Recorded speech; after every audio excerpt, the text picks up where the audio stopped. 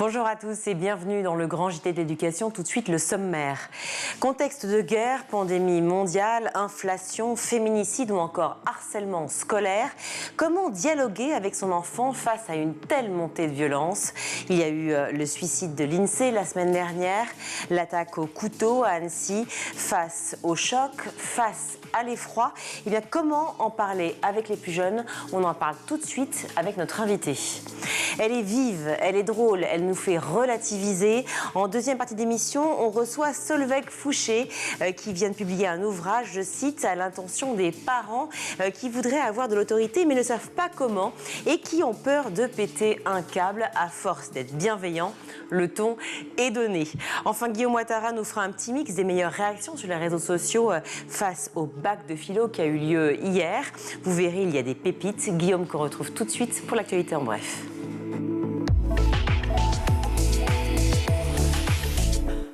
Guillaume, bonjour. Bonjour Virginie, bonjour à tous.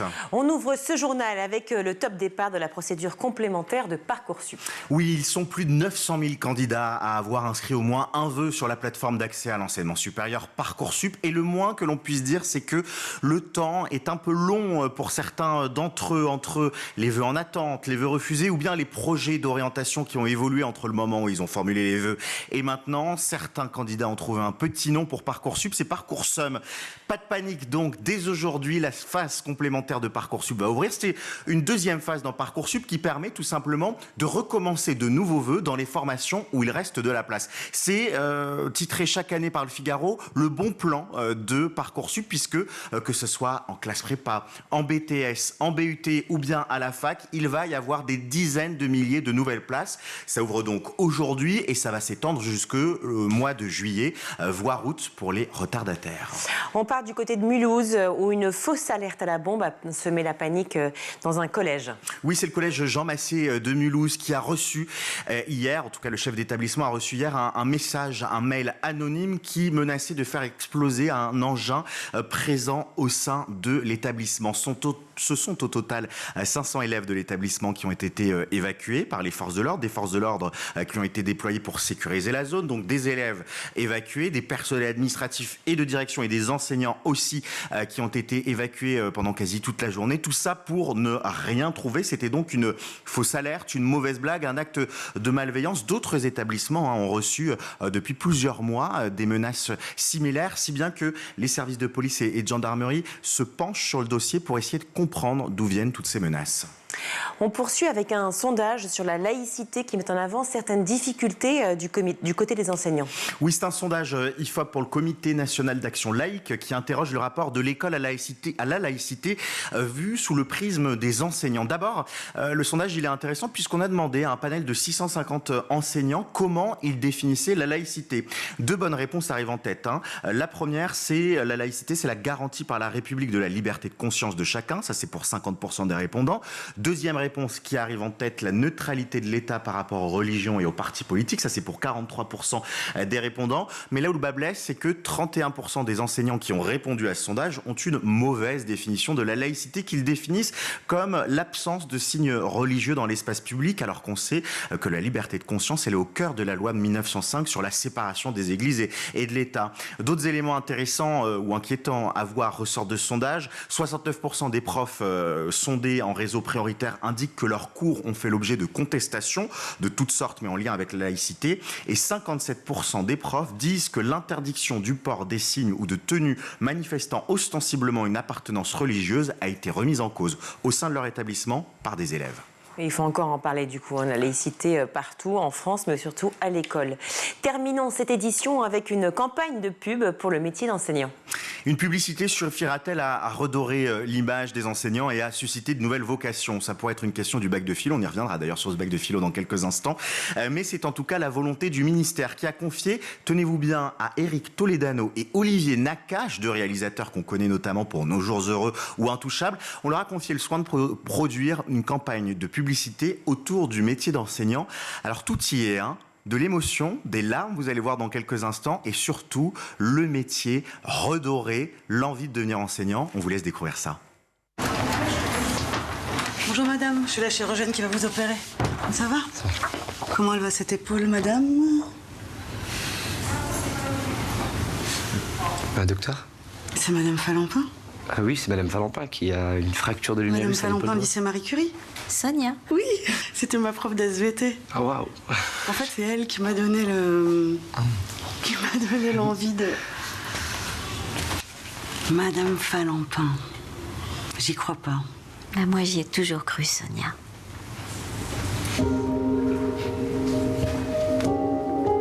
Un professeur, ça change la vie pour toute la vie. Ah ben, je vous laisserai lire. Beaucoup de pathos. Beaucoup de pathos. On n'a pas encore vu passer la réaction des enseignants. C'est assez sympa, mais voilà, quand on entend les conditions du métier d'enseignant, est-ce qu'une campagne de publicité larmoyante comme ça suffira? On se pose la question. En tout cas, c'est justement pour ça qu'elle existe. Hein. C'est pour les faire revenir. C'est une question de vocation. C'est ce qu'on retrouve dans la campagne de pub. Voilà, la vocation qui est née grâce à un enseignant. C'est beau, en tout cas. Merci mille fois, Guillaume. Alors, comment dialoguer avec son enfant face à une actualité très lourde, très violente, qui peut choquer, voire même traumatiser? On en parle avec notre invité.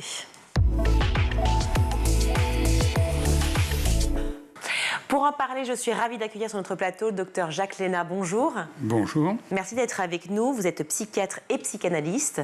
Les récents événements survenus en France montrent que la violence est vraiment partout. Malheureusement, ce n'est pas nouveau. Ce qui est très compliqué et inaudible, c'est de voir que cette violence peut toucher maintenant nos enfants. Et quand je dis maintenant, je pose vraiment le terme. Est-ce que c'était le cas déjà avant et on en parlait moins? Est-ce qu'il y a une montée de violence? Quelle est la situation aujourd'hui en France? Je ne connais pas exactement les statistiques. J'ai ma statistique personnelle de ma pratique. Ça fait 50 ans que j'exerce ce métier à Paris, dans la région parisienne. Je pense que ce qui a changé d'abord, c'est la dimension de la chambre d'écho, c'est-à-dire la présence des médias et les réseaux sociaux. Parce qu'en effet, un incident qui n'aurait pas beaucoup d'écho, la gravité serait la même, mais qui n'aurait pas beaucoup d'écho parce qu'il ferait une page dans un quotidien régional, aujourd'hui peut avoir un retentissement national, susciter un déferlement émotionnel, enfin tout ce que vous connaissez des effets de la médiatisation généralisée et des réseaux sociaux. Alors maintenant, moi je me souviens, en 50 ans de carrière, j'ai eu affaire à des enfants qui ont été frappés par la chute du Concorde Ski sur Goussainville, des enfants dont les parents sont morts dans un accident de voiture dans lequel ils se trouvaient. Ça s'est passé plusieurs fois. Ce genre de violence a toujours existé. Hein. J'ai vu des gens qui étaient d'une façon ou d'une autre touchés, parfois de très près, par les accidents, par les attentats du Bataclan. Bien sûr, ou même de Saint-Michel, il y a plus longtemps. Justement, je ne suis pas sûr qu'il y ait beaucoup plus d'accidents graves ou d'attentats qu'il n'y en a eu de toutes ces dernières années, mais enfin... Docteur, c'est vrai qu'on parle de ces faits de violence, de ces événements, effectivement, qui sont peut-être beaucoup plus relayés, beaucoup plus médiatisés, et sur des supports différents. On va y revenir justement sur les réseaux sociaux, parce que c'est ce qui, évidemment, nous marque aujourd'hui. J'aimerais, de manière générale, parler de cette violence-là et de savoir, déjà, est-ce qu'il faut en parler avec ses propres enfants? Puisque la question que l'on se pose aujourd'hui sur School TV, donc chaîne dédiée à l'éducation, c'est le rapport, justement, à cette violence et nos enfants. Alors... Deux choses. D'abord, évidemment, à partir du moment où nos enfants sont exposés aux réseaux sociaux, à Internet, à la télévision, aux discussions que ça induit dans les cours de récréation, à ce qui se dit dans leur milieu de vie extra-familial, il est souhaitable que ça puisse être discuté au sein de la famille. Vous avez émis une condition, vous avez dit si, mais en fait, de fait... Oui, ils le sont tous. Donc, il serait souhaitable qu'ils puissent en parler toujours dans la famille. Maintenant, avant même cette question-là, il faut dire une chose au sujet de la parole concernant la violence. C'est que parler de la douceur, c'est une douceur. Parler de la violence, c'est une violence. Il y a des termes, dans certaines familles, on dit « Ah non, on ne parle pas de ça, on ne parle pas de ça à table ». Souvenez-vous des prescriptions de certaines grand-mères, je ne sais pas si c'est encore très utilisé, qui, quand un enfant disait un gros mot, demandaient à l'enfant d'aller se rincer la bouche. C'est-à-dire que le fait même de prononcer certains mots nous fait quelque chose dans la bouche par où passent les mots. Vous voulez dire que la violence peut engendrer la violence ? Que la violence, et j'aime pas parler de la violence, parce que si je vous dis coup de poing dans la figure, quelle image vous vient à l'esprit? Pas la même que si je vous dis gros câlin. Bien sûr, c'est une image violente. Et donc le mot par lui-même est une approche de la violence. D'ailleurs, bien souvent, quand on veut parler de quelque chose, d'un événement violent qui s'est passé, un deuil, un décès d'un proche, etc., on est prudent. On ne dit pas ça tout de suite. Tiens, bonjour. Ah, je voulais te dire, ta mère est morte ce matin. On ne dit pas ça. On dit, j'ai une mauvaise nouvelle à t'apprendre. Est-ce que c'est au sujet de ma famille? Oui, c'est quelqu'un de ta famille. Est-ce que c'est ma maman qui est à l'hôpital? Ben oui, c'est ta maman qui est à l'hôpital. Et qu'est-ce qu'il... Enfin bref. Mais là, docteur, on parle effectivement d'un proche, donc de la famille, de quelqu'un qui pourrait être décédé. Là, on parle de violence de manière générale de la société. Or, le parent lui-même, finalement, est fasciné, est atterré, est surpris par cette propre violence. Donc lui-même, peut-être ne trouve pas les mots. Alors, la difficulté, c'est que la façon dont c'est présenté sur les réseaux sociaux ou à la télévision, c'est sans y mettre de gants. Au plus, il y a un petit bandeau, certaines images peuvent choquer, etc. Mais que des mots puissent choquer, ça n'apparaît pas, et c'est balancé comme ça, avec le rythme très rapide des informations de la télévision, et encore plus quand on clique sur Internet et qu'on fait défiler comme ça les choses. C'est-à-dire qu'il n'y a pas ces barrières ou ces filtres psychiques que vous ou moi, ou la plupart d'entre nous, on utilise pour parler des choses qui sont brutales ou violentes ou qui peuvent être choquantes. Donc le rôle des parents, quand ils vont parler de faits de violence à un enfant qui revient à la maison en disant « Ah, il paraît qu'il y a des gamins qui se sont fait estropier, etc. » Il faut qu'ils reprennent cette capacité de rendre digeste psychiquement les phénomènes, le récit des phénomènes. Alors, comment faire cela? Et là, beaucoup de parents sont très désemparés en face de ça. Il faut les comprendre, évidemment. Bien entendu, ils sont très désemparés. D'abord parce que parler de la violence est une violence. Et deuxièmement, parce que ils arrivent après la bataille. L'enfant est déjà au courant. Donc il faut qu'ils reprennent avec l'enfant, à mon avis, non pas des explications ou des interprétations, mais simplement les faits. C'est-à-dire, oui, il s'est passé ceci. Il y avait un monsieur qui est entré dans un square où il y avait des petits qui jouaient, comme on en a vu souvent, comme tu as été au square du coin de la rue, etc. Ce qui s'est passé à Annecy, par exemple. Voilà. Un homme est entré avec un couteau et il a voulu tuer des enfants et des parents. Il a voulu tuer, il les a... Alors, vous voyez, vous faites déjà une interprétation. Oui. Il a voulu tuer. Je ne sais pas s'il a voulu tuer. Il a voulu les blesser. Il a agressé, en tout cas, c'est ça ? Il était en colère, il les a agressés. L'enquête, l'instruction, c'est un long processus. L'instruction d'un délit comme celui-là, il y aura enquête, il y aura certainement expertise psychiatrique, il y aura un avocat de la défense, etc. Docteur, je vous entends, mais est-ce que ça, c'est pas une information que l'on peut effectivement donner une fois que plusieurs heures ou plusieurs jours sont passés? C'est-à-dire qu'une fois que le parent lui-même a intégré, c'est aussi protégé, ou en tout cas du moins à digérer cette information. C'est compliqué pour un parent. Non, c'est justement parce qu'on sait bien que c'est très long de comprendre un acte comme celui-là, si toutefois même on arrive un jour à le comprendre. Non. Mais c'est pour ça qu'il faut s'interdire, et c'est plutôt soulageant, de donner des explications, de dire à l'enfant, il s'est passé ça, il y a eu 3 enfants qui ont été blessés, mais il y a eu des gentils, des courageux qui se sont interposés, il y a eu la pompier, les polices qui est arrivée tout de suite, ils ont réussi à attraper le monsieur, et ils l'ont mis en prison. Et il ne va pas sortir ce soir. Ça, c'est dans le meilleur des cas, docteur, parce que ce n'est pas toujours le cas. Non, c'est le problème. Je parle de ce qui s'est passé à Annecy. Oui, mais le problème, justement, c'est que c'est rarement le cas. Donc l'enfant reste avec des questions que nous-mêmes, nous posons, qui sont, est-ce qu'il va être en prison? Est-ce qu'il va être puni pour ce qui s'est passé? Est-ce que l'individu va bien? Est-ce qu'il a est encore en vie. Est-ce qu'on doit répondre à toutes ces questions déjà? Finalement, on a une justice et une police qui sont pas si inefficaces que ça, parce que regardez, les attentats du Bataclan, les gens qui les ont commis, ils ont été arrêtés très rapidement. Hein. Les attentats des restaurants, pareil. Hein. Les attentats de 95, si vous vous en souvenez, les gens ont été arrêtés assez vite. Les attentats de, je sais plus, la rue de Rennes, les responsables ont été identifiés, ils n'ont pas été arrêtés pour des raisons qui sont autre chose. C'est pas tant le sujet, mais si on doit parler par exemple des féminicides, souvent les enfants posent des questions par rapport aux femmes qui sont tuées, et on voit bien que les auteurs, ne sont pas forcément tout de suite punis ni emprisonnés. Mais ça, c'est un autre sujet.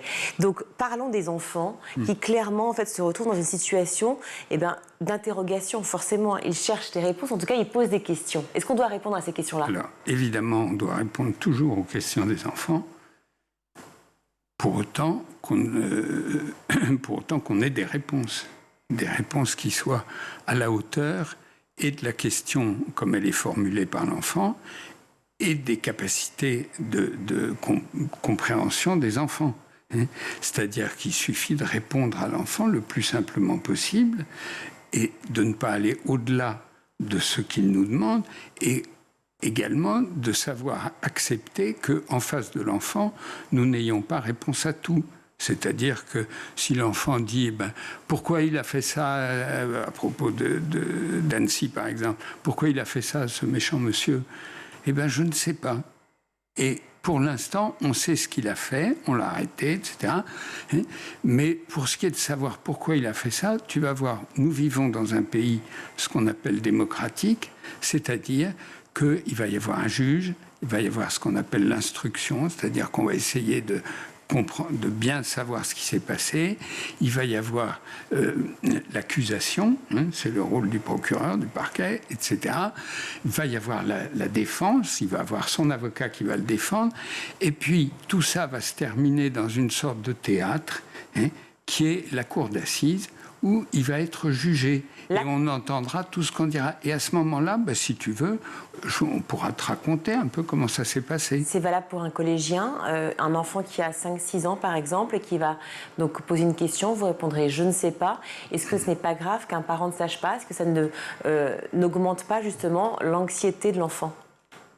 Rien ne me paraît plus choquant que ce que j'ai entendu parfois de parents dire à leur enfant mais tu sais, tu peux me poser toutes les questions que tu veux, je saurai toujours y répondre. C'est rassurant finalement quelque part de dire toujours je ne sais pas, non, je n'ai pas réponse à tout, mais d'autres... Il y a des parents que ça inquiète parce qu'ils pensent que ça peut mettre en cause leur autorité, l'aura dont les enfants les parent, etc. C'est pas une bonne idée. Alors qu'il y a beaucoup de choses à apprendre de nos enfants. Parlons des réseaux sociaux, puisque ça a été effectivement une des premières choses dont vous avez parlé. La médiatisation de manière générale est importante, parfois elle est décriée, et à raison d'ailleurs, parfois à tort. Les réseaux sociaux, il y a du bon aussi, mais il y a du mauvais, notamment quand il s'agit de parler de violence. Quand les enfants sont face à ces réseaux sociaux, quel est l'impact réel sur eux? C'est très difficile à dire, parce que ça dépend de l'âge de l'enfant. Et pour moi, a priori, je dirais un enfant de moins de 12 ans, disons avant l'entrée au collège, ne devrait jamais avoir accès aux réseaux sociaux. Je suis pour l'interdiction des smartphones dans les écoles. Ça se pratique dans un certain nombre d'écoles, ça se passe plutôt bien. Les enfants, s'ils en ont un dans leur poche, ils le déposent en entrant dans l'école et ils le reprennent le soir. Donc, ce qui est vrai, mais sauf que c'est seulement 7 ou 8 heures par jour. Le reste du temps, ils ont accès. Oui, pour ceux qui ont un portable. Excusez-moi, le reste du temps, ils y ont accès, sauf que cet interdit scolaire, quand il existe, il soutient la capacité des parents à interdire. C'est-à-dire qu'on voit beaucoup de parents qui souhaiteraient pouvoir interdire à leur enfant l'usage du smartphone, qui leur en donnent ou qui ne leur en donnent pas, parce que les enfants font du chantage, parce que tous mes copains, etc., est reconnu, non, mais qui ne se sentent pas en quelque sorte soutenus par l'institution, et la première institution en dehors de la famille à laquelle les enfants aient affaire, c'est l'école. Et si l'école prend une position claire et raisonnable, à mon sens, d'interdiction des smartphones, ça rendra beaucoup plus facile aux parents d'interdire. Cela dit, moi je connais beaucoup de parents qui refusent de donner des smartphones à leurs enfants et qui leur interdisent de les consulter. Donc, avant de savoir comment réagit ou ne réagit pas un enfant, notre responsabilité éducative, à mon sens, c'est de ne pas laisser les enfants...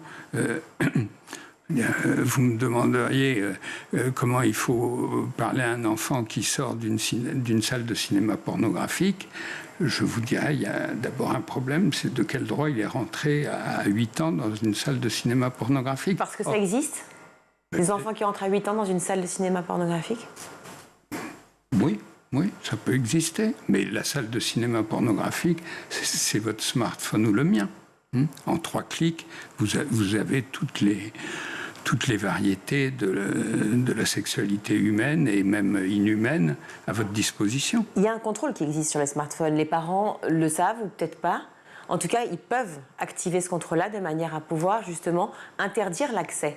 Alors l'accès, effectivement, aujourd'hui, il a été même légalisé, c'est de dire on donne son âge et soi-disant on n'y va pas. C'est facile de dire j'ai 18 ans Bien sûr. et forcément d'y accéder. Maintenant, on peut couper l'accès à YouTube, on peut couper l'accès à Instagram, couper l'accès à TikTok, couper l'accès à ces réseaux sociaux-là. Est-ce que les parents sont conscients de ça ? Les parents dont vous recevez les enfants, justement ? Ceux qui ont un petit peu de culture Internet et qui sont un peu gigs sur les bords. Mais peu de parents ont cette capacité à savoir faire avec un smartphone pour installer des pare-feux ou des contrôles parentaux qui soient véritablement efficaces et qui soient incontournables. Bon, même d'ailleurs dans le cas où c'est possible, dans une classe, il y a 25 ou 30 élèves, et sur les 25 ou 30, c'est bien rare qu'il n'y en aura pas un qui pourra faire circuler le truc. Mais au moins, même si ce n'est pas complètement efficace, il y a des possibilités de contournement, les enfants sauront que c'est interdit et qu'ils franchissent un interdit. Bon. Revenons à la question de parler de la violence aux enfants.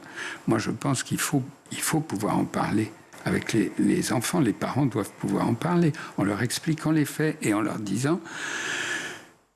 Je vais répondre à toutes les questions que tu pourrais souhaiter. Si l'enfant répond « Bon, non, ça va », très bien, il posera les questions quand il le pourra ou quand il le voudra. Mais il ne faut pas forcer sa conscience à lui mettre sous le nez des choses que probablement il juge insupportables. Et s'il ne demande pas plus d'explications, c'est parce que psychiquement, il n'est pas prêt à mettre le sujet sur la table et qu'il s'en protège. Et il faut respecter ça. On parle beaucoup de harcèlement scolaire, harcèlement à l'école, docteur. C'est un sujet qui malheureusement fait la une de l'actualité et bien trop fréquemment. Est-ce que pour vous, c'est aussi la faute des réseaux sociaux ? Le harcèlement scolaire ? Oui. Non, parce que ça a toujours existé, mais ça donne des formes nouvelles au harcèlement. Le bruit qui court dans la cour de récré, qu'un tel est ceci ou qu'une telle est cela, ça dépassait pas la cour de récré ou le groupe de copains devant le collège ou devant l'école ou devant le lycée.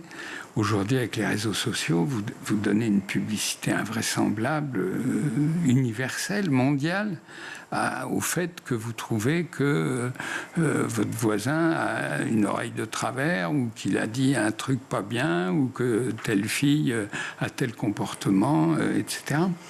Quand on parle de violence, on parlait de la violence effectivement que l'on voit sur les réseaux sociaux et à quel point ça peut être nocif. Mais souvent, la violence, lorsqu'on voit des enfants violents, je parle précisément de cela, c'est souvent parce que finalement, cette violence, ils la ressentent ou ils la vivent à la maison. Parfois. Les parents ont cette responsabilité-là. Est-ce qu'ils savent à quel point un mot peut avoir une détonation bien plus importante, peut avoir une répercussion plus forte? Est-ce que les parents sont conscients de tout ce qui se passe au sein même d'une famille, d'un couple, peut se répercuter sur les enfants? C'est infiniment variable. Maintenant, vous savez comme moi que l'immense majorité des violences commises à l'encontre des enfants en France, ce sont des violences intrafamiliales. Donc, si on parle de violence à l'égard de l'enfant, certes, des événements avec un retentissement comme ça, comme l'histoire d'Annecy ou d'autres, sont importantes, mais c'est rien du tout. À côté, combien il y a eu 3 enfants qui ont été blessés, 3 ou 4 enfants qui ont été blessés à Annecy. 4 enfants et 2 parents, je crois. Allez voir dans les services d'urgence pédiatrique combien d'enfants arrivent chaque semaine avec des blessures reçues du fait des comportements de leurs parents ou de membres de la famille. Combien d'enfants sont l'objet d'agressions sexuelles et combien les familles ont du mal à gérer cela. Quand ce sont eux-mêmes qui sont violents. Les parents qui viennent me voir dans mon cabinet en me disant vous savez, quand il est difficile, il est dur, machin, etc. Alors on lui donne une bonne fessée de temps en temps. Probablement lisent-ils un peu de surprise, voire de désapprobation sur mon visage. Et ils ajoutent « Mais ne vous inquiétez pas, docteur, ça ne laisse jamais de marque. Oh » Ça, je l'ai entendu... Ça me glace le sang. Docteur, pardon, mais quand on parle de ces violences-là, effectivement, et de ces parents, quand vous recevez ces enfants, parce que c'est les parents, donc ils les ont souvent amenés, ou s'ils sont plus grands, ils viennent d'eux-mêmes, enfin j'imagine que c'est bien plus rare, est-ce que vous aussi, vous dites aux parents, mais peut-être qu'il faut que je m'occupe de vous aussi? Venez en séance. C'est compliqué. C'est un travail compliqué, les familles maltraitantes. C'est compliqué. D'abord parce que nous sommes, comme tout le monde, soumis à la loi sur la non-assistance à personne en danger, sur le devoir de protéger nos patients, donc de faire des signalements à la justice, puisque nous sommes déliés du secret professionnel quand la vie ou la santé d'une personne est gravement en danger. Et tant mieux. Et tant mieux. Et c'est tant mieux. Donc nous sommes tenus de signaler ces choses-là. Est-ce que c'est dans un but pour soigner les familles? Non, c'est d'abord dans un but de protéger les enfants et les victimes. Alors ensuite, les rapports que nous établissons avec des parents dans ce genre de situation, c'est à chaque fois des situations originales. Il n'y a pas de généralité. Il y a des parents qui s'en rendent compte, qui sont soulagés qu'on fasse ce qu'il faut pour essayer d'y mettre fin. Il y a des parents qui prennent ça assez mal, qui se sentent mis en cause d'une façon excessive, qui minorent la chose. Non, mais ça n'arrive jamais. Mais non, mais en réalité, c'est une petite... Oh, puis il nous avait provoqué, puis ceci, et puis... Non, mais c'est son père qui fait ça. Le fameux « c'est de sa faute », oui. Ça, on le connaît tous. Bon, oui. Il y a toutes sortes de biais pour passer à côté. Dernière question, docteur, parce que malheureusement le temps presse. J'aimerais discuter pendant des heures avec vous de ce problème si grave qu'est la violence chez les enfants. Vous êtes psychiatre et psychanalyste, je l'ai dit au début de cet entretien, docteur Jacques Lénard. Mais les psychologues scolaires qui reçoivent les enfants, qui soit sont témoins, soit victimes de violences pour faits de, par exemple, phobie scolaire, de dépression, de harcèlement, on vient d'en parler, d'angoisse, tout simplement, eh bien, sont-elles... parce que souvent ce sont des femmes, sont-elles suffisamment formées pour cela? Je ne vais pas me faire des amis, non. Parce que les psychologues scolaires n'ont pas la formation des psychologues cliniciens. Les psychologues cliniciens, ils ont 5 années d'études universitaires. Les psychologues scolaires, à ma connaissance, n'ont pas 5 années d'études universitaires. Les psychologues cliniciens ont une petite formation clinique puisqu'ils doivent faire dans les 2 dernières années de leur formation à peu près 250 heures de stage. C'est très insuffisant. Même les psychologues cliniciens ont une formation clinique très insuffisante à mon sens. Avant de m'installer, avant d'avoir mon diplôme de psychiatre de l'enfant, j'ai été interne pendant 4 ans, j'ai été externe pendant 3 ans, j'ai travaillé dans un tas de dispensaires, etc. J'en ai peut-être pas profité, j'étais peut-être pas bon, mais en tout cas, c'est une expérience radicalement différente. Donc, deuxième chose, la formation des psychologues scolaires, mais ce qui ne veut pas dire qu'il n'y en ait pas d'excellents. Moi, bien sûr, et de volontaires. J'ai beaucoup travaillé avec des psychologues scolaires et j'en ai connu des formidables. Donc, il ne faut pas faire des généralités. La seconde chose, c'est que combien de psychologues scolaires, combien d'enfants pour un psychologue scolaire? Rien du tout. Et combien se heurtent aussi à des parents qui ne veulent pas entendre? un pour 1000, quelque chose comme ça. Quand ils arrivent à voir un enfant qui a des difficultés, ils vont faire un test de QI. Bien souvent, les tests de QI sont... C'est bien pour tirer un signal d'alarme. Ça ne va pas beaucoup plus loin que ça, malheureusement. Merci beaucoup, docteur. Quant à la médecine scolaire, c'est encore plus. C'est un médecin scolaire pour 9000 élèves. Et les infirmières, c'est une infirmière, je crois, pour 600 ou 800 enfants. Donc, tous ces gens-là, qui sont souvent d'une extraordinaire bonne volonté, ils ne sont pas en situation de pouvoir véritablement prendre ces problèmes-là à bras-le-corps. Et oui, effectivement, c'est pas du tout confortable. Merci mille fois d'avoir été avec nous, docteur Jacques Léna. Merci d'avoir participé à ce grand JT, nous avoir éclairé davantage sur les violences faites aux enfants et les violences de manière générale. On marque une courte pause, on se retrouve.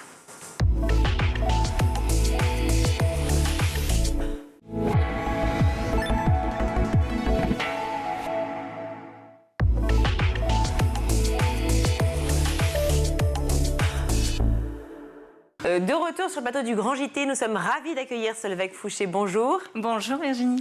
Alors vous êtes l'autrice de cet ouvrage, ce merveilleux ouvrage qu'évidemment on recommande à tout le monde, qui nous a fait tous beaucoup rire à la rédaction. Le manuel à l'intention des parents qui voudraient avoir de l'autorité mais ne savent pas comment, avec ce petit ajout. Et qui ont peur de péter un câble à force d'être bienveillants. Voilà, aux éditions Erol, comme ça le ton est donné, c'est assez clair. Vous commencez le livre avec le chapitre « Le nouveau lexique parental ». C'est extrêmement drôle, extrêmement fin, et on s'y reconnaît complètement, qu'on soit parent ou pas d'ailleurs, parce qu'on entend les copains aussi. Vous écrivez, même, alors je l'ai noté sur ma petite feuille, mais je cherchais la page, mais c'est pas grave, je l'ai. Vous écrivez, même en ayant atterri dans le monde 2.0 des bisounours parentaux, j'ai décidé d'étudier plus en profondeur cette nouvelle vague que je trouvais personnellement absolument déprimante, peuplée de gens lisses qui ne s'énervent jamais, emploient toujours les bons mots, les choisissant scrupuleusement, modifiant toute leur syntaxe pour ne pas traumatiser leurs enfants.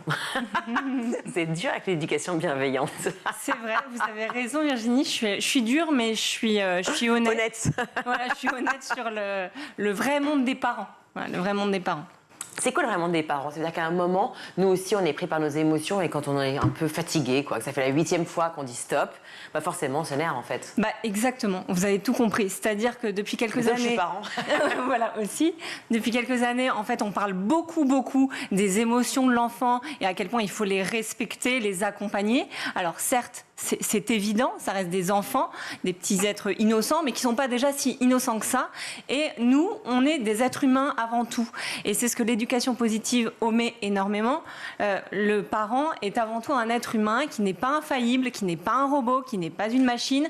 Donc j'essaie de remettre un peu de réalité dans tous ces dictates positifs qu'on nous sert depuis. Surtout qu'en plus, ce fameux lexique et cette éducation positive dont on parle, finalement bienveillante, elle n'est pas du tout retranscrite dans le couple ou alors vis-à-vis des copains. Donc c'est assez étrange d'avoir effectivement cette dichotomie entre le parent qui parle à l'enfant en disant non, c'est pas grave si tu as une émotion, c'est normal que tu t'énerves parce qu'effectivement il se passe quelque chose en toi. Et de l'autre côté, bon écoute, non, j'ai pas envie de faire ça, plus tard. Oui, voilà. Oui, tout à fait. Ça arrive souvent finalement au sein même d'un foyer. Oui, complètement. En fait, si vous voulez, l'enfant est vraiment porté sur un piédestal.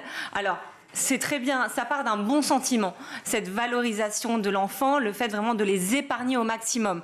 Mais c'est quand même à double tranchant. La vraie vie, ce n'est pas que d'être épargné. Il y a des contraintes, il y a des règles, et c'est vraiment ce que je reproche à l'éducation positive. C'est vraiment manquer de ne pas montrer... Ah, oui, de bienveillance. Non, de clairvoyance. De clairvoyance, oui. Pardon. Oui, de clairvoyance quant au quotidien des parents et quant à la vraie vie, avec des règles à respecter, des contraintes, et on ne peut pas être que bienveillant tout le temps avec ses enfants. Guillaume Ouattara prend des notes pour plus tard.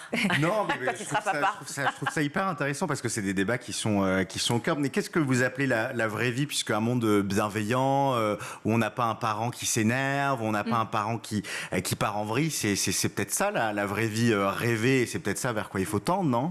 Alors, certes... Mais je trouve que c'est un peu utopique, en fait. C'est utopique et c'est culpabilisant. Pardon. C'est un discours qui est très culpabilisateur. Si vous êtes une maman, vous préparez vos 3 enfants le matin, par exemple moi, tous les matins. Mon mari part très tôt le matin au boulot. Comment voulez-vous que je ne m'énerve pas le matin, une fois de temps en temps, parce qu'il y en a un qui est en train de danser dans sa chambre et qui ne s'habille pas, sa sœur qui veut que je lui fasse une couronne de nattes parce que l'autre coiffure, ça ne lui allait pas. Donc non, la vraie vie, c'est le stress, les contraintes horaires. C'est pas bisounours. Qu'on soit clair, Solveig Fouché, quand on dit ne s'énerve pas, c'est-à-dire qu'en fait, vous parlez de, par exemple, dépêche-toi, qui est évidemment la fameuse phrase du matin. Dépêche-toi, habille-toi, prends tes affaires, etc. Il y a la violence, effectivement, des parents qui sont violents, et qui évidemment est condamnable, très clairement. Mais là, on parle juste de petits mots qui, effectivement, ne feraient pas partie de ce fameux lexique du champ bienveillant. Exactement. Dépêche-toi, ça se fait pas. Oui, ça se fait pas. C'est ce qu'on entend sur les réseaux sociaux, etc. Dépêche-toi, par exemple, faut pas le dire. Ou par exemple aussi, tu me fatigues, faut pas le dire non plus. Pardon, mais on vient vraiment dans un discours qui est complètement déconnecté de la réalité. Alors, le but, évidemment, c'est pas d'être malveillant ou de bousculer son enfant, d'être brutal, mais vraiment de ramener un discours vraiment plus réaliste et de dire aux parents que déjà, ils font de leur mieux. Et que le but, ça n'est pas d'avoir une éducation absolument parfaite ou toute lisse, on va dire, toute lisse.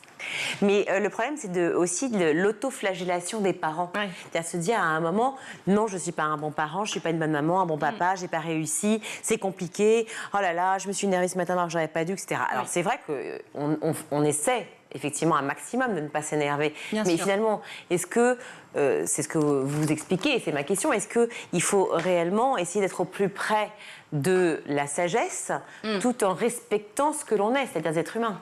Exactement. Je pense que c'est ça. Tout compris. Il faut déjà rester fidèle à soi-même et puis se fier à son bon sens et se fier à tout l'amour qu'on donne à nos enfants dans l'absolu chaque jour.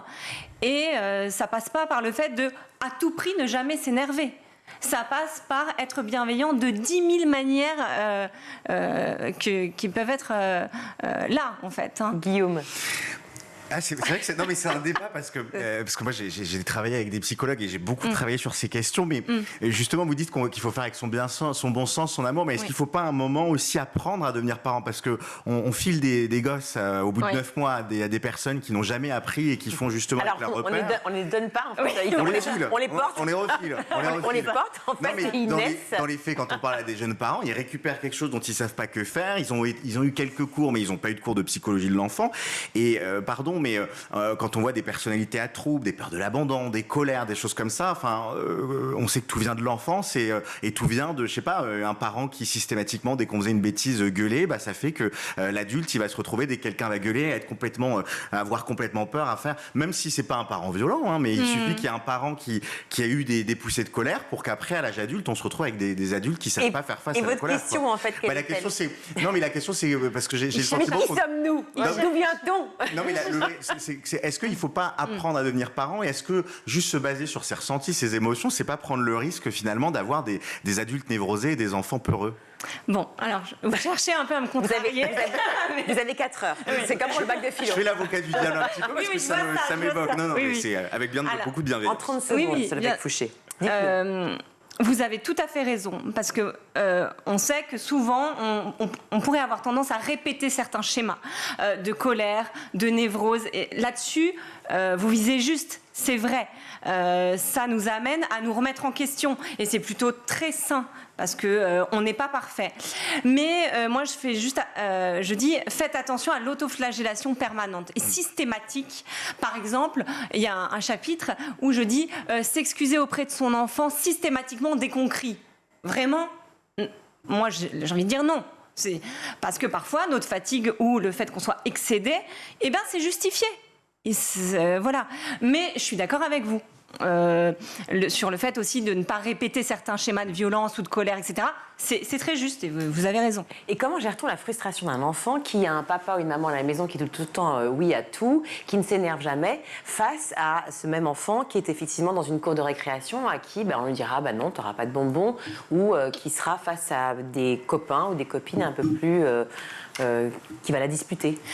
C'est là où sont les limites, je trouve, de l'éducation bienveillante. Dans le sens où la société, la vie extérieure, l'école, vont regorger de règles et de contraintes. Donc pour moi, c'est la limite. On ne peut pas. L'enfant va être en proie à une vraie frustration et dans certains cas, il peut avoir des réels problèmes d'adaptation au sein de l'école ou d'autorité au sein de l'école. Et il ne va pas pouvoir obéir ou suivre ces règles qui ne sont pas les règles de sa maison. Donc c'est là la limite. Clairement, c'est le fait de pouvoir intégrer une société, d'être un enfant adapté, tout simplement. Adapté, donc heureux, parce que c'est en étant adapté au monde extérieur qu'on est heureux, j'en suis convaincue, tout en respectant la personnalité de chaque enfant. C'est quoi être un bon parent? Alors vous y répondez, il y a un chapitre effectivement qui est vraiment là-dessus, mais juste en quelques mots, puisque c'est la fin de notre entretien, qu'est-ce qu'être un bon parent? Déjà, dès lors où on se pose la question si on est un bon parent, j'ai envie de dire on est sans doute un bon parent. C'est parce qu'on se remet en question. Et être un bon parent, c'est veiller évidemment à la sécurité affective de son enfant et à la sécurité matérielle. C'est avoir de l'empathie, bien évidemment, mais tout en donnant ce cadre qui est absolument indispensable selon moi pour être un enfant, puis un adulte plus tard, adapté et en cohérence avec tout le monde en fait. On redit à quel point aussi l'éducation bienveillante est née parce qu'il y a eu beaucoup d'éducation malveillante. Bien sûr. Et que c'est aussi en réponse à beaucoup d'enfants qui ont souffert de l'attitude de leurs parents aussi. Et voilà. Mais c'est effectivement deux choses totalement différentes. Merci mille fois Solveig Fouché d'avoir été avec nous sur ce plateau. Je rappelle donc le titre de cet ouvrage, le manuel à l'intention des parents qui voudraient avoir de l'autorité mais ne savent pas comment et qui ont peur de péter un câble à force d'être bienveillants, aux éditions Erol. Merci mille fois. Merci à vous. Eh bien, c'est à vous, cher Guillaume, pour votre chronique. Je sais que vous partez sur sur les profs de philosophie, c'est bien ça? Oui, sur la philo, et je vais même aller plus loin. Je me demande si c'est bientôt la mort de la philo au bac.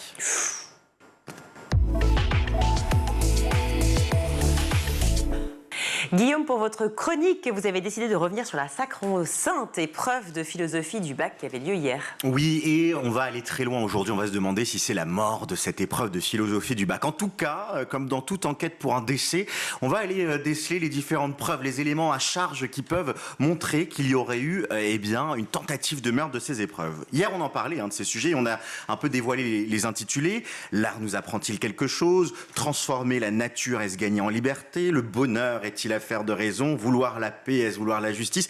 Ça inspire, Virginie. Vous auriez pris quoi, par exemple, vous, comme sujet? Moi, je pense que j'aurais pris le sujet sur les arts. Je peux juste revenir, excusez-moi, mais pourquoi la mort de la philosophie? On va y venir dans quelques instants. Ah, d'accord, je me hâte. Donc, alors moi, donc j'aurais choisi, effectivement, l'art nous apprend-il quelque chose, et vous? Moi, j'aurais pris le bonheur est-il affaire de raison. J'adore cette idée. Est-ce qu'il faut être raisonnable pour être heureux? Est-ce que le bonheur est dans la déraison, dans la luxure? Parfois, il y avait tellement de choses à en dire. Vous aviez eu combien au bac de philo, vous en rappelez? Très bonne note. C'est-à-dire? Non, j'ose pas dire, mais c'était... Mais non, mais par rapport au reste... 17, non, 14, 13? Une bonne note. 12? Je sais plus, mais une bonne note. Bon, une bonne note. Moi, j'avais eu 15. J'étais extrêmement déçu, évidemment.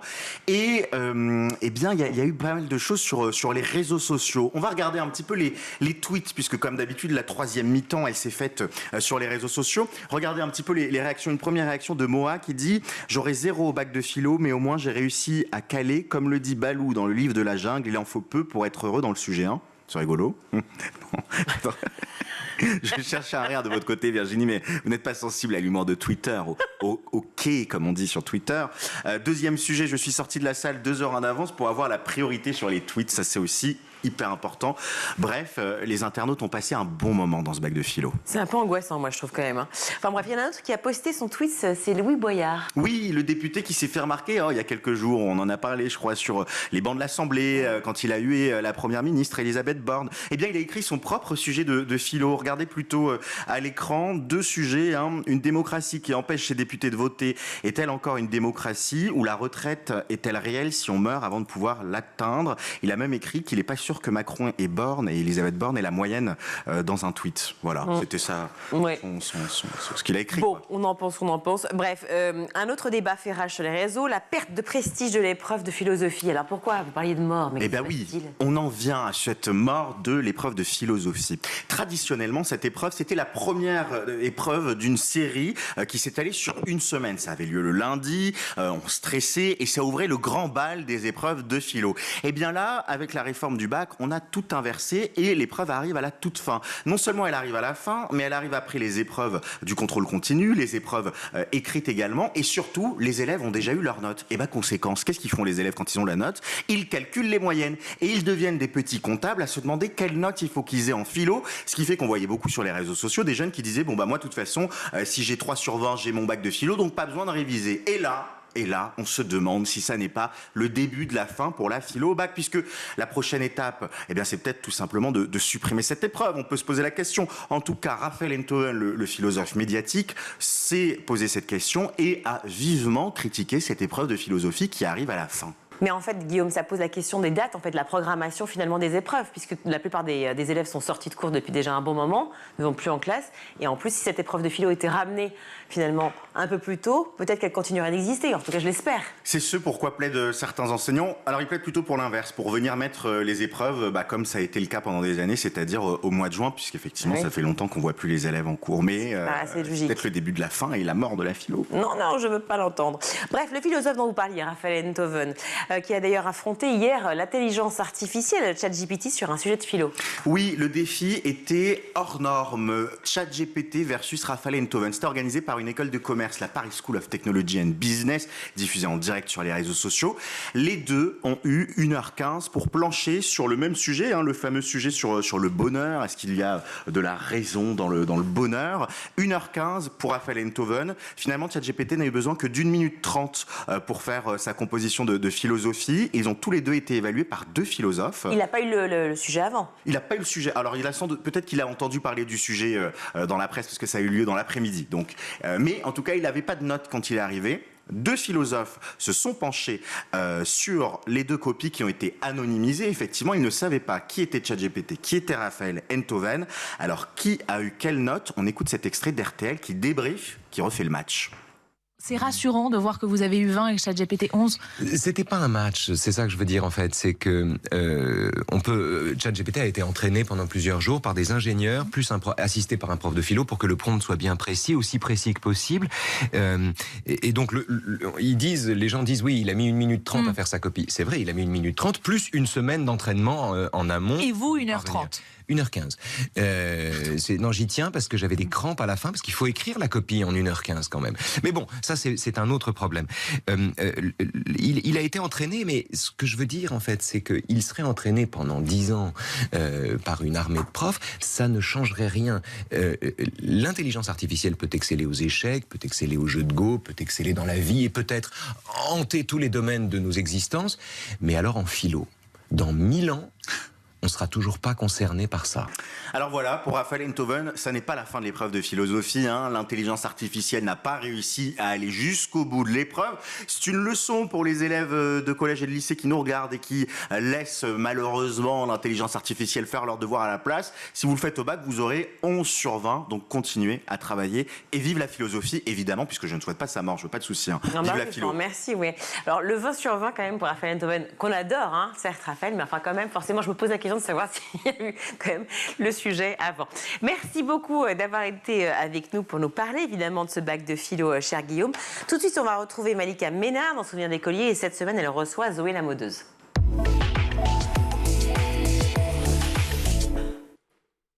Et à quel moment tu bascules sur les réseaux ? À quel moment Quand je suis attachée de presse, donc là c'est bien plus tard, et j'étais attachée de presse dans la politique. T'as eu beaucoup de vie, hein. Oui, mais c'est en fait, il y a une certaine logique finalement. Donc ça se suit plutôt bien. Et j'ai été attachée de presse, et là c'était dans la politique, c'était assez strict. Je manquais de... Là, tu rigolais plus, là. Non, plus du tout. À part en dehors avec les copines, les collègues de travail, mais franchement, c'était pour moi, j'étais un peu dans un carcan, et j'ai commencé à m'amuser sur Insta, en fait. Puisque c'était l'époque où arrivaient les stories, là. Ils ont mis en place les stories sur Insta. Ouais. Et donc, j'ai commencé à m'amuser. Ça fait longtemps maintenant, ça fait 10 ans, je crois. C'est ça. Les stories, je crois que c'est arrivé en 2017, quand même. C'est arrivé assez tard. Ah ouais? Ouais, il me semble. Oui, parce qu'il y avait Snapchat. Ouais, c'est ça. Ils ont piqué ça à Snapchat. C'est ça. Et là, à ce moment-là, ça a pris tout de suite? Ça a pris assez rapidement, parce que j'ai commencé à faire l'imbécile avec mes enfants en fond qui étaient assis sur le canapé pendant que je faisais... Donc, tu as une fille... J'ai 2 filles, ouais. Qui ont elles ont quel âge? 15 ans? 15 ans et 10 ans. D'accord. Et j'ai commencé à faire Danse avec les pastards tous les samedis soirs. parce que j'étais seule avec mes filles, beaucoup. Et on regardait Danse avec les stars. Et moi, je disais, mais je veux y aller, je veux danser, je veux m'amuser. Donc, je me déguisais. Et en fait, j'ai des vidéos qui ont pas mal buzzé. C'est ça qui a commencé à tout faire tourner, tout faire marcher pour toi.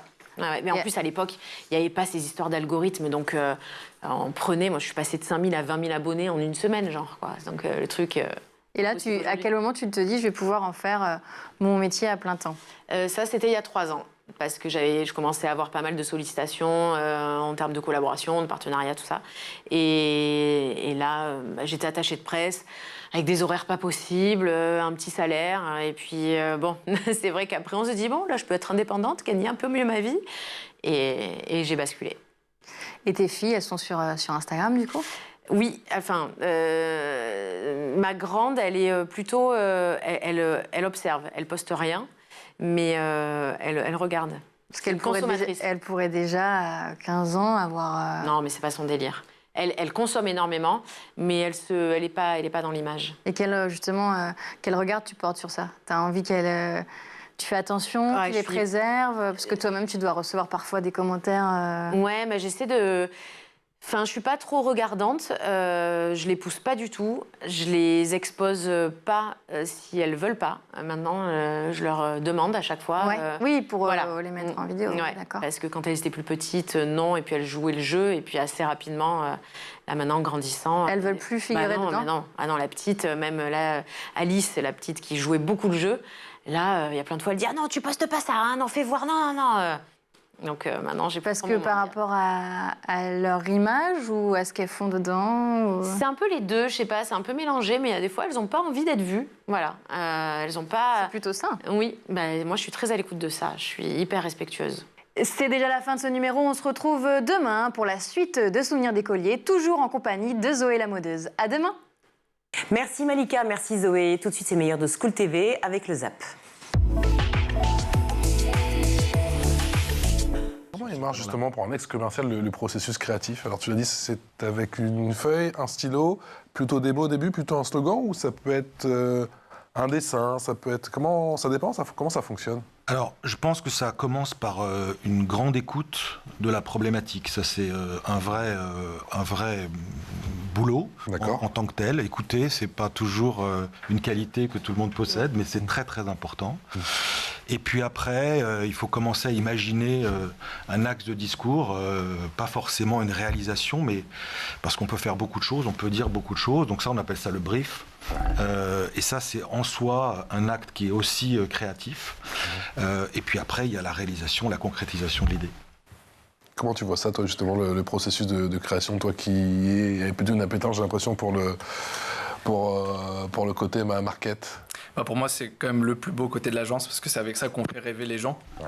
C'est quand même une agence sans créatif, même si les commerciaux, ils sont essentiels. S'il n'y a pas de créativité, s'il n'y a pas de création, de réaliser, on n'est rien, quoi. Donc, c'est quand même la partie centrale, je dirais, quand même, d'une agence.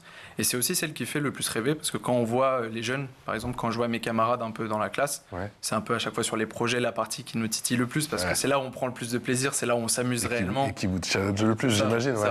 C'est un métier qui fait encore rêver. Comment tu le vois dans les yeux de tes comparses, si je puis dire, à l'école? Je pense que ça dépend aussi des profils de chacun. Parce que c'est vrai que pour être un créatif, il ne suffit pas de savoir dessiner, il ne suffit pas de savoir manier les logiciels. Il faut quand même avoir ça en soi et être capable de chercher des idées, de trouver des idées. C'est un grand flemmard, j'ai découvert. Le cerveau, il cherche des raccourcis tout le temps. C'est-à-dire que le cerveau, déjà, il consomme plus de 20% de l'énergie du corps, alors qu'il n'en pèse que 2. Donc à partir de là, les mathématiques sont rapidement faites. Il doit se mettre en économie d'énergie très rapidement, notamment quand notre mode de vie ne nous permet pas d'apporter toute l'énergie nécessaire. Par exemple, si on dort mal, si on mange mal, si on ne fait pas suffisamment de sport, voilà, tout ça fait que notre énergie va vite tomber en rade. Et par conséquent, en effet, le cerveau va toujours se mettre en mode économie. Et si on le ramène sur des questions d'éducation qui nous intéressent ici sur School, le fait qu'ils se mettent en économie, ça explique en partie ce grand sujet très à la mode, on en a déjà parlé ici, que sont les biais cognitifs. C'est-à-dire le moment où on croit savoir quelque chose, on dit qu'il faut lutter contre vos biais cognitifs. Mais au départ, c'est un truc que le cerveau fait pour nous aider. Exactement. Ça lui fait gagner de l'énergie, ça lui fait gagner du temps, ça lui permet de ne pas prendre en compte et de ne pas traiter toutes les informations qui se passent autour, parce que il y a beaucoup d'informations, surtout aujourd'hui, qui nous entourent. Et en effet, les biais cognitifs, alors dans certaines situations, vont nous handicaper, mais dans d'autres situations, ces biais cognitifs... Ça fait gagner du temps. C'est comme les stéréotypes, en fait. Un stéréotype, c'est pratique. Le cerveau se dit, je connais déjà... Exactement. Je ne traite pas. Exactement. Après, ça ne veut pas dire que parce que c'est naturel et parce que des fois c'est utile au cerveau, que c'est pas pour ça que dans certaines situations typiques, il ne faut pas travailler ces biais cognitifs ou travailler ces stéréotypes. Il faut vraiment avoir un peu de connaissance sur soi et d'analyse de soi pour réussir à se dire, là, ce biais, il m'handicape et là, ce biais, il m'est favorable. Chris, si je vous dis « devons-nous chercher à être heureux avant tout ?» vous y répondez comment à cette question disserte philosophique? C'est une question où il faudrait une émission de 4 heures pour pouvoir répondre. Malheureusement, j'aimerais bien rester 4 heures avec vous les amis, mais ça va pas être possible. La question du bonheur, elle revient, et je pense que c'est une question qui revient très souvent dans la philosophie, qui a traversé de nombreux philosophes. Maintenant, il va y avoir deux types de notions. C'est soit est-ce que je vais être en quête de bonheur, ou est-ce que je vais comprendre que le bonheur existe, ou alors est-ce que le bonheur est une illusion? Je peux le diviser du coup dans ces trois parties-là si j'avais envie de le diviser, et du coup j'en arriverai avec la problématique. Est-ce que le bonheur est intimement lié à la liberté pour peut-être faire une conjointure à la liberté, ou est-ce que le bonheur justement c'est d'être condamné à être libre comme disait Sartre? Et je pense que ce qui peut être intéressant là-dedans, c'est de réussir à faire différentes notions au niveau du bonheur et de l'amener de manière différente. Alors moi, dans ma perspective personnelle, je pense que le bonheur, il provient de cet étonnement qu'on aime beaucoup amener en philosophie, ce côté étonnement, mais l'étonnement de quoi? L'étonnement du soi, en fait, l'étonnement de ce que je suis. Donc Spinoza notamment avait cette vision de la liberté qui était dans l'introspection pour vraiment la mettre entre parenthèses et que ce soit le plus simple possible, dans cette introspection, cette connaissance de ce qui nous détermine. Et c'est vrai qu'il y a un étonnement dans cette découverte de soi qui fait qu'on est dans une quête identitaire qu'on voit aujourd'hui qui explose sur les réseaux sociaux, qui explose dans notre vie quotidienne, à se dire mais qui est-ce que je suis? Est-ce que je suis binaire? Est-ce que je suis non binaire? Est-ce que je suis un homme? Est-ce que je suis une femme? Et comment est-ce que je me considère? Et bien cette quête personnelle, elle suscite de l'étonnement dans notre découverte, et je pense que chaque étonnement et chaque contemplation de nous et de ce qu'on peut voir autour de nous crée justement cette considération de contempler les astres, contempler ce qui nous entoure et faire que en fait on aime, on est heureux parce que c'est là quoi. 20 sur 20, correcteur Lev Franken, pour Chris Lacaisse. Il faudrait les 4 heures, là. Mais il y a de quoi faire, ouais. Elles avaient quelque chose de plus, ces pubs des années 70, 80, même 90. Elles avaient un autre temps, il n'y avait pas les réseaux sociaux, et quoi, c'était l'âge d'or de la pub, il y avait les gros budgets, c'est quoi? Ou la créativité au summum? Forcément mieux avant, donc je pense que simplement il y avait certainement beaucoup plus de liberté. Donc, parce qu'aujourd'hui, on doit gérer des contraintes, on a des contraintes réglementaires, des contraintes aussi de langage qui pèsent sur nous. Parce que c'est ça, on peut moins choquer, on peut faire beaucoup plus attention. Dans une société qui est quand même plus lisse. Peur du bad buzz. Ça c'est évident. Donc, c'est pas une question qu'on se posait forcément avant. Ouais. Et puis, je pense qu'il y avait aussi un peu plus de moyens. Il y avait plus de moyens. Par contre, on va dire aujourd'hui il n'y avait pas le digital, et le digital a aussi ouvert beaucoup de fenêtres d'opportunités. Il ne faut pas le nier. David, c'est quelque chose que tu as en tête justement quand on te demande un exercice par exemple en cours, cette peur du bad buzz qui n'existait pas. Eric l'évoquait il y a 20 ou 30 ans dans ces pubs cultes. Il y a même eu des sagas de pubs. Je me souviens que des pubs qui marchaient très bien. Il y avait des sagas. On le prend en compte ça aujourd'hui? Après, comme on dit, un buzz, ça reste un buzz. Donc, quelque part, nous, on communique. Si ça se fait de cette manière-là, c'est quand même une réussite. Après, si on parle en bien de votre marque, c'est quand même mieux. Mais pour citer, c'est vrai qu'aujourd'hui, on a l'impression qu'on est quand même plus limité au niveau de la créativité. C'est vrai que... Toi, tu fais partie des adeptes de bad buzz ou pas, enfin buzz ou bad buzz, peu importe. L'important, c'est qu'on parle de nous, c'est ça? Ça dépend. Parce qu'il faut contrôler derrière. Hein. Bien sûr, ça dépend. On sent que c'est pas toi qui vas contrôler derrière. Hein. Allez, je repasse le bébé, les gars. Il y a un bad buzz. Allez, c'est parti. On est créatifs, on est commerciaux, c'est pas à nous de gérer. Mais au niveau de la créativité, je dirais pas non plus qu'on est plus limité parce que maintenant, il y a de nouveaux moyens, comme Eric mentionnait, le digital. Oui. Maintenant, les supports, en fait, on peut avoir vraiment de la créativité dans les supports. Autrefois, on voyait des affiches. Et la créativité était dans l'affiche même. Maintenant, l'affichage a aussi. Dans la presse écrite. C'est comme ça que la publicité aux États-Unis a commencé au 19e notamment. Oui. C'est vraiment dans la presse écrite. C'est vrai que maintenant, ça a vachement. Mais maintenant, on peut voir qu'il y a beaucoup plus de créativité aussi dans les supports qui sont utilisés. Ouais. Autrefois, on avait, comme vous disiez, la presse. Les affiches. Maintenant, on a des affichages numériques gigantesques sur les buildings. On a des publicités sur les réseaux sociaux. On a les influenceurs.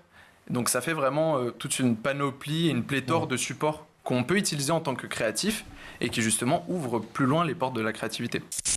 Oui, incontournable des programmes scolaires, le chapitre sur sa présidence s'intitule « La France de 74 à 81, un tournant social, politique et culturel ». Et on va voir pourquoi. Lorsque Valéry Giscard d'Estaing est élu, il devient alors le plus jeune président de la Ve République. Il a 48 ans. Il bat de peu son adversaire de l'époque, François Mitterrand, avec 50,8% des voix. On se souvient notamment du débat de l'entre-deux tours où Giscard d'Estaing dit à Mitterrand « Vous n'avez pas le monopole du cœur ». Ouais, c'est une phrase qui est restée extrêmement célèbre. Avec peut-être un petit biais d'ancrage là-dedans, parce qu'en fait, on s'est rendu compte après que ça avait fait bouger assez peu de voix. Président jeune et au parcours extraordinairement brillant. Mais oui, élève en prépa scientifique au lycée Louis-le-Grand, puis élève à Polytechnique, il fait l'ENA, puis devient inspecteur des finances. Il est ensuite nommé ministre des Finances et de l'Économie sous la présidence de Charles de Gaulle, puis celle de Georges Pompidou, avant d'être lui-même président de la République. Une présidence qui rompt avec le gaullisme, puisque le projet de Giscard est beaucoup plus libéral, contre d'ailleurs l'avis de la majorité de la droite conservatrice. Tout à fait. Il veut répondre aux évolutions de la société française et aux aspirations des classes moyennes. Quand il arrive au pouvoir, il veut moderniser la vie politique. Il nomme par exemple 4 femmes ministres, ce qui à l'époque voulait dire quelque chose. Et il entreprend d'importantes réformes sociales et culturelles. Sous son mandat est instaurée par exemple la majorité à 18 ans et non plus à 21. C'est la fin de ce grand JT. Merci à vous tous de nous avoir suivis. Canal 217 sur les box Orange, Canal 247 sur les Freebox, cooltv.com bien sûr pour revoir toutes les émissions en replay. Vous nous écrivez, on vous répond comme d'habitude. Et bien sûr, merci à toute l'équipe de Scoop TV, en particulier aujourd'hui Emma Guessel et Agathe Delannoy à la rédaction et à la réalisation. C'est Kylian Soula, au son c'est Thibaut Goury-Lafont et le maquillage c'est Laure Audemont. Très belle soirée à tous. Ciao.